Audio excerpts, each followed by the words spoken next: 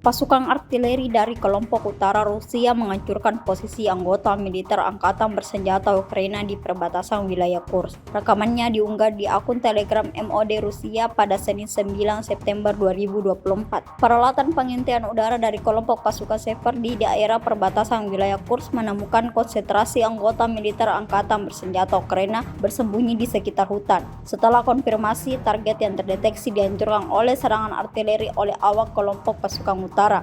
Alhasil, ledakan dahsyat terjadi berkali-kali di titik yang berbeda-beda. Pertahanan Ukraina seketika luluh lantak, seperti yang terlihat dalam rekaman. Hingga video ini beredar, beragam respon yang diberikan warganet.